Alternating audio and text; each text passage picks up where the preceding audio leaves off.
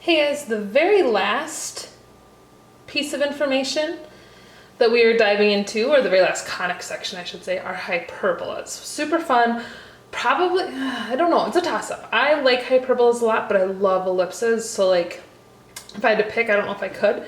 But either way, it's still lots of good things. And I hope you've enjoyed kind of digging into them. They're different than what we normally look at, but they're still super fun, I think. So, of course, let's define what hyperbolas are. Hyperbolas are the set of all points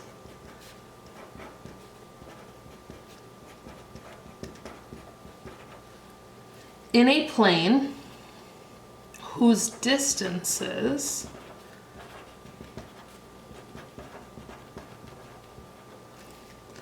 from two foci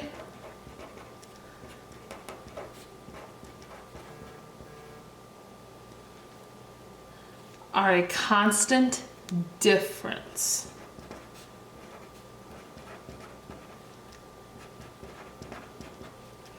A little bit different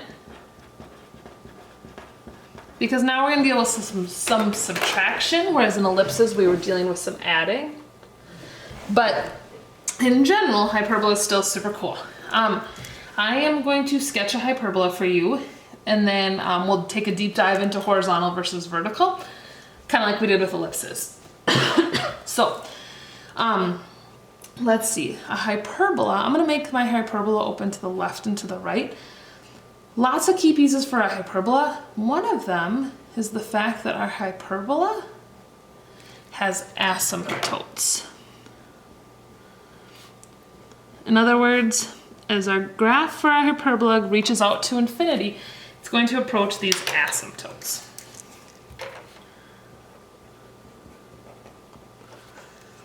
And we'll talk about how to find them here in a little bit. Then we've got the actual curve of our hyperbola. A lot of symmetry to these conic sections, and hyperbolas are no exception.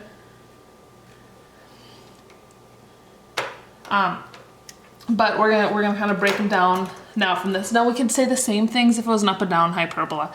Just know I went with horizontal because it fits better on my note paper. That's truly the only reason why I did it that way. We have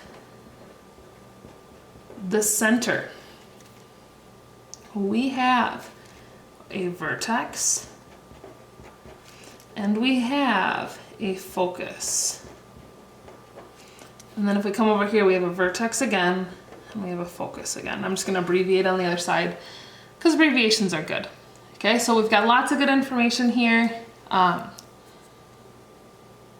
But that's kind of where the key pieces of a hyperbola are. So we are going to do a little bit of a dive into some information about hyperbolas. Here's what we're going to do. I'm going to lay out two equations, and then that'll kind of get us going in the right direction. So you're going to see a lot of similarities to what we did with ellipses, but a couple key differences. So if I want to do a horizontal hyperbola,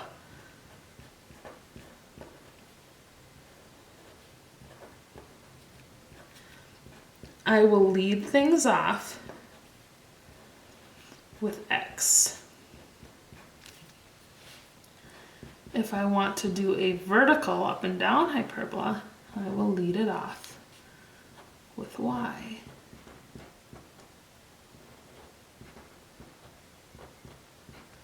Okay, so we've got two equations. They look super similar, assuming you can see all of them. And then, but it's all about where, instead of a and b flipping, we flip the numerators. Okay, so this and this, these are our equations. This first one is a hyperbola that opens left and right with some very fancy looking asymptotes. Get those sketched in there just to help our picture a little bit. This one opens up and down. Lots of symmetry, but we're just sketching it, so I'm not going to be super worried. Now, going to lay out some key pieces of information here as we take kind of a deep dive into it a little bit. So it's like I'm going to talk about the center, even though I think we're getting the feel for where the center is. We're gonna talk about our vertices. We're gonna skip 3 lines. We're gonna talk about our, let's talk about our asymptotes first.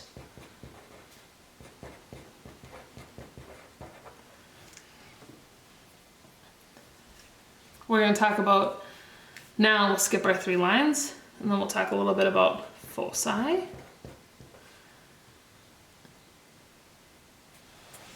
And that'll kind of be our key pieces. The center, as always, no matter what kind of hyperbola we are looking at, lives at h, k. Okay.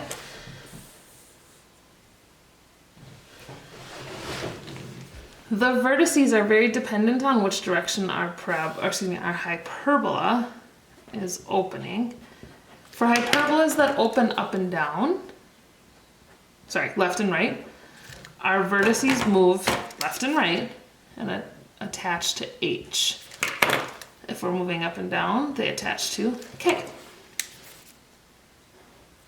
The asymptotes, a little bit tricky. We're going to use kind of point slope form, so y minus y1 equals mx minus x1 to get the job done. So here's what it's going to look like. Y minus k equals plus or minus, and then I need to talk about the slope. And the slope in these asymptotes is always rise over run. So I'm going to take whatever's under y over whatever's under x. If I think about it the other way, my slope changes a tiny bit because now A is under y, so that ties to my rise, and B under x ties to my run. So it's still slope, it's still rise over run, it's still point slope form, it's just a little bit different. So asymptotes are probably the tricky part, but I think you'll get it all figured out. Now, we have to talk about how to get our foci. So we need to introduce C, and in hyperbolas, we get everyone's favorite Pythagorean theorem, this beautiful variation of it.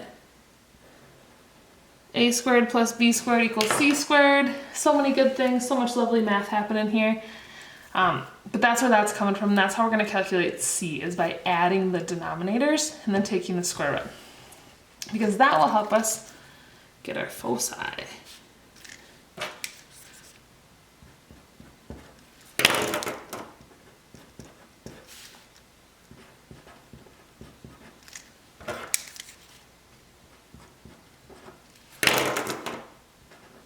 Okay, so some information with our foci, and how we can land on those. One more thing I'm just going to tell you real quick, but it kind of fits for both of these pieces of math. We can talk about something called the transverse axis. And the transverse axis is just the distance between the vertices. It is 2a. If we were talking an ellipse, we would call that the major axis, but now we call it the transverse axis. We can also talk about the conjugate axis.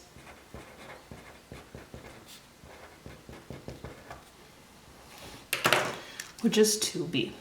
I'm not going to stress too much about that language, but I just want to make sure you're exposed to it. Finally, to close things off with hyperbolas, because I know we're getting lots and lots going on here. Finally, to wrap it up, we are going to just write down that the eccentricity of a hyperbola can be found, same thing, doing C over A. Only difference between the eccentricity of so for a circle, it is equal to 1. It's exactly equal to 1. The focus and the vertex are in the same spot. Not that a circle has a vertex, but you know what I mean. An ellipse, it is less than 1. And a hyperbola is greater than 1. So hopefully you're starting to see a lot of kind of connections between all of the parts of hyperbolas compared to ellipses with circles and so on. As we kind of wrap up our unit on conic sections, please be in touch with whatever questions you have. I know you've got this. Go off and do great things.